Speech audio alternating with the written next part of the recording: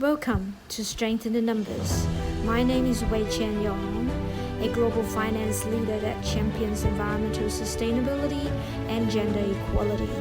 It is my ambition to bring business and social movement leaders to the show, deconstruct with them their stories, lessons learned into practical advice for us to remain relevant in accounting and finance while making a positive impact to the society. With that, let's go over to the show. Himashi Soriano is the Managing Director at Association for Financial Professionals, the AFP, here in Asia Pacific. AFP is committed to advancing the success of corporate finance and treasury professionals worldwide. Himashi is tasked to help organizations in the Asia Pacific region transform the way they engage and train their finance and treasury staff. She moved to Singapore in 2019. AFP and our Strength in the Number shows share consistent perspective on the need of change to the traditional accounting and finance function. Therefore, we are very happy to have Himashi joining us today on the show on what AFP is doing in this space in terms of driving some of the changes and helping to close some of the capability gaps that we are noticing across the profession here in Asia Pacific as well. So welcome, Himashi. Thank you so much. It's so great to be here, and thank you so much for the opportunity. It is a pleasure to have you, Himashi. Maybe as a start, our audience like to get to know a little bit more about your story. Where did you start your career, and how did you get to where you are right now and in Singapore? Yeah, sure. So I started my career in corporate marketing and then moved over to the association not-for-profit space. I stayed in marketing for many years because it was what I knew. It felt safe, and there was not many opportunities to advance. So I did what many people in my position do, and that was get more education. So I earned an MBA from Johns Hopkins University. And I think my biggest takeaway from that experience was learning to step out of my comfort zone. The MBA did a lot of that. There was a lot of public speaking, which I was never really comfortable with, a lot of projects that required working in teams and collaborating. And I gained a great deal of technical knowledge, but the program made it safe to take risks and develop soft skills and confidence that I really needed to move forward in my career. Around 2014 or so, I approached a senior member of my organization and expressed my interest in other opportunities outside of marketing. I wanted to do something different, and I didn't really want to leave the organization in order to do it. So that's when I made the jump from marketing to business development and sales. And I have to say that upskilling, getting my MBA really gave me the confidence and definitely the credibility to not only bring us up to a top executive, but also take on new responsibilities of leading and building a new business development team as well. So not only was I building the team, I was also a part of the team developing the entire strategy for our newly formed sales division and how we would grow the FP&A certification and training in the US and, eventually globally. So the part of your question that asked how I got to where I am, I've already answered. First, I got an education that aligned with where I wanted to go. I acquired the skills I needed to advance. Second, I took risks, and I also had a boss and team that really believed in me. And third, I have a really supportive family. My children were born in 2012 and 2015, and my husband stayed home with them so I can move forward in my career. By the way, my husband and I earned our MBAs together, so it was definitely not an easy choice for our family. To explain how I moved to Asia from the US, a few years back, I approached my manager about the next step in my career, and the issue of travel and being more client-facing came up as a path for advancement. My manager didn't really want to push that on me, knowing that I had 2 young children at home. So when I talked to my husband about it, he said now was the perfect time since he was home with our girls, and once he returned to work, our schedules might not allow for that flexibility. So I went back to my manager and said I was in. Both my husband and I thought that travel would mean regional travel in the US, but my first trip was Hong Kong. And from that moment, 18 months of travel, I never took a trip that was not in Asia.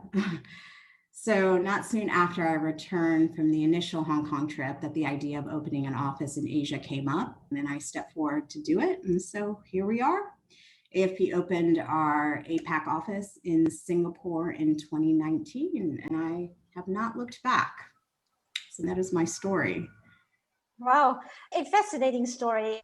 Some of the key message that I get from your journey on stepping out from your comfort zone, taking risks, upskilling yourself, these are some of the elements that the finance professional definitely needs at this juncture as well to be future ready. Very good advice in terms of how do you progress and how do you take charge as well in terms of your career. You actually proactively plan for the whole thing as much as it may not. Some of it was luck, some of it was planning, but yeah. Yeah, it's a combination of both. You definitely need that. So AFP, you talk about Hong Kong, you talk about the new office that's been set up in 2019. So very exciting. And if you can describe to us, how does AFP helps organization transform the way they engage and train their staff, especially the finance and accounting staff, especially on the FP&A skills? And you talk about certification as well. If you can elaborate that a little further.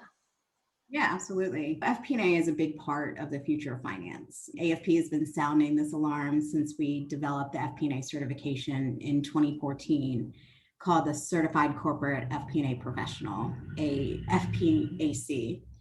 First, automation and AI, we're going to start replacing traditional accounting functions. We're already seeing professionals in these traditional roles being asked to perform FP&A functions, and they're keen on getting the training they need to be successful. And these skills in FP&A are really helping to build resilience in the wake of automation. Second, FP&A is uniquely situated to handle the digital world we find ourselves in. It's not just the technical issues of analytics and risks and just presenting numbers, but really being able to analyze and understand data to drive better data-driven decision-making. So AFP's objectives are really to help organizations accomplish two things. First, it's to help groom future leaders and specialists by upskilling and reskilling finance professionals, by offering education and training to help them succeed. And second, we really want to help organizations unleash all the potential in their FP&A teams. FP&A professionals, they're comfortable with ambiguity and seeing the big picture.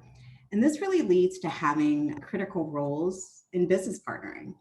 FP&A professionals can have a seat at the table in any strategic conversation with any department in the operations of the company, from marketing to sales to logistics to product development.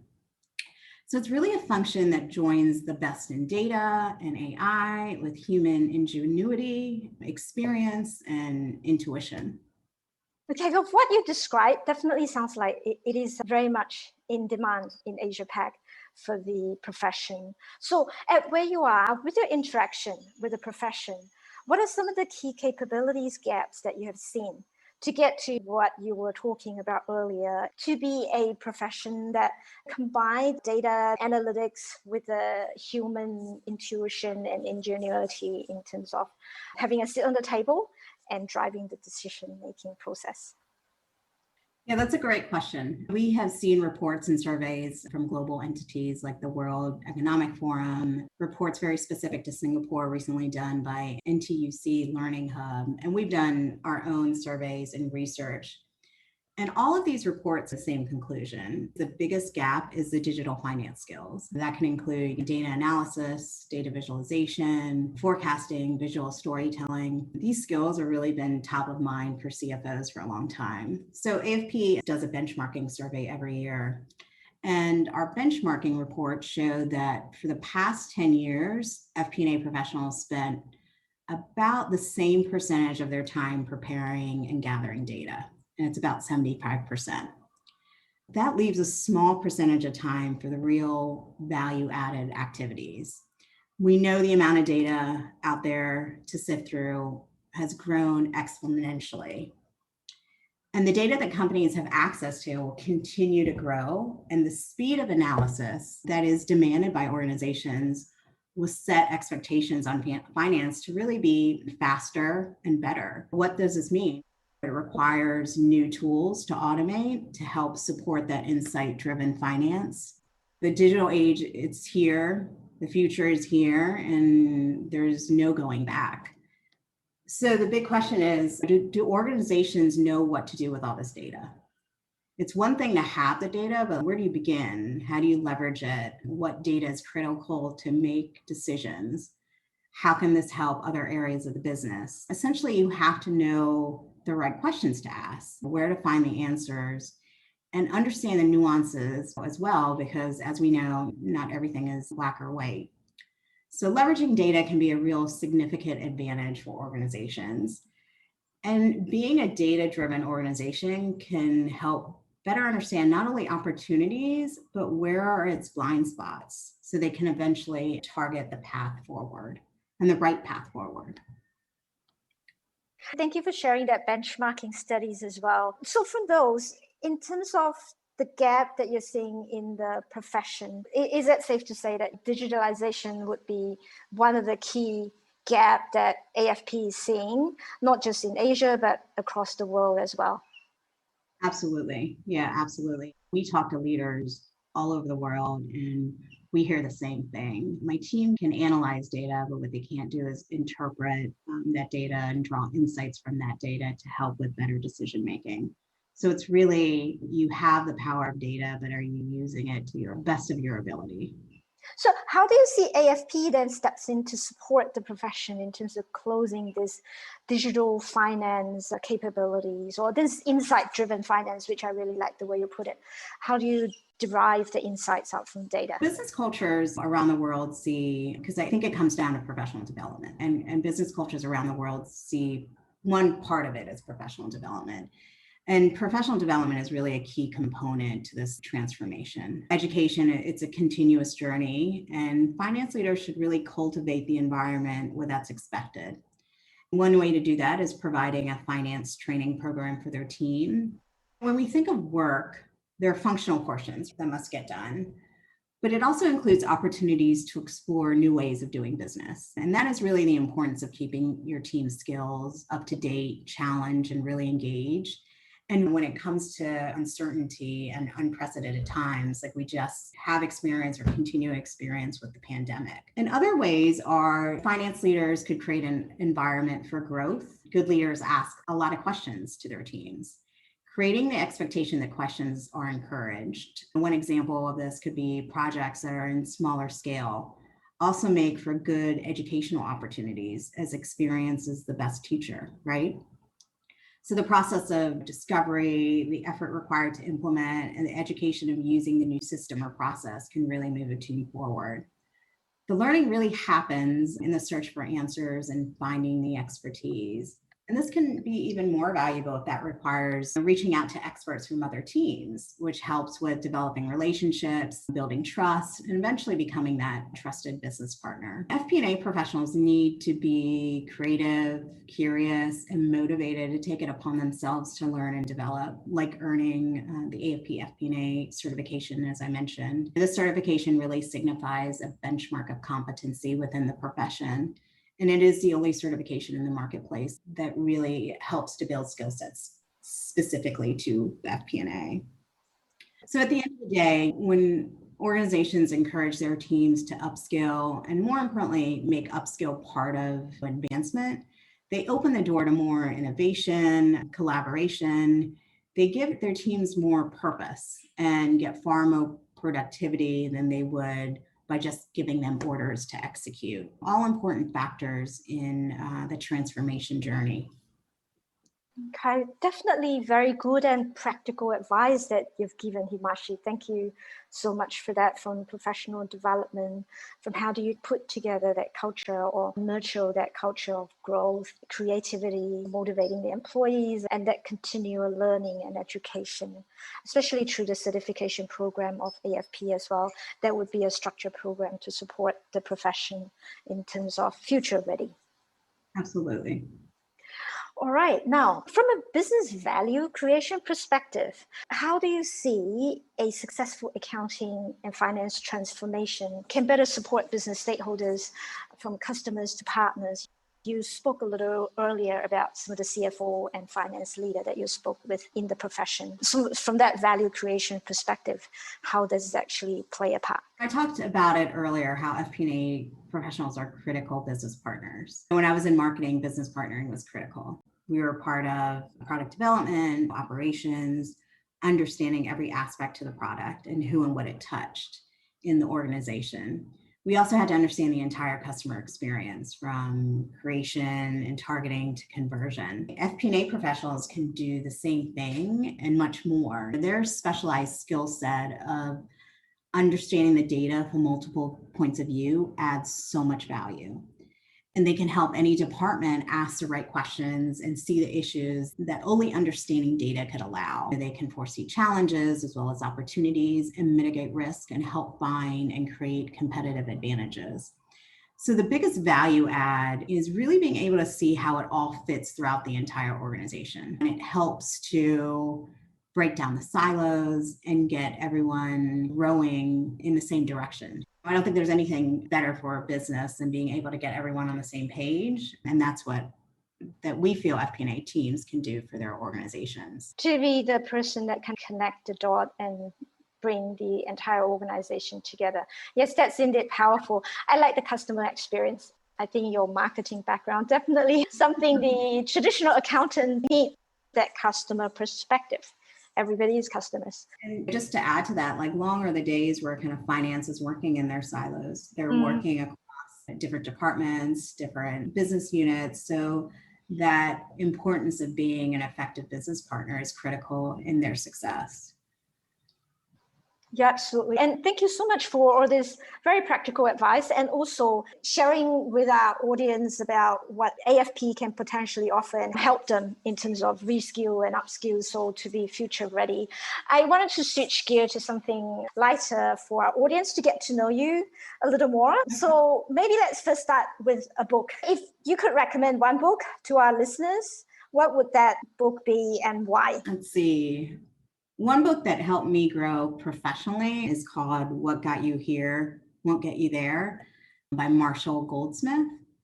So this book offers a lot of practical thinking for growing and improving, and also addressing the need to change your perspective to reflect the new place you want to go. You may have crossed the ocean to get to land, but once you're on land, that boat is no longer useful. So what new tools and skills do you need to reflect and use to your new destination? So I definitely would recommend that book. I've not read the book, but I'm for sure going to check it out. I like the analogy. Once you cross the ocean, when you get to land, what are some of the new tools and skills that you need? It's the same for the accounting and finance profession as well. In a digital world, what are some of the new tools and skills that we all need to have?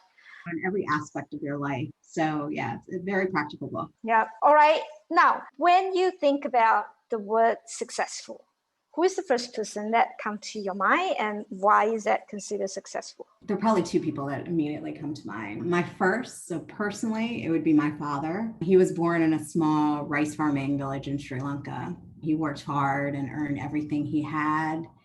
He took big risks. And him and my mother immigrated to the US in the late 1960s. I mean, gave our family a life full of opportunities. So definitely my father. Professionally, I think of Michelle Obama. I feel like she handles everything with grace, with class.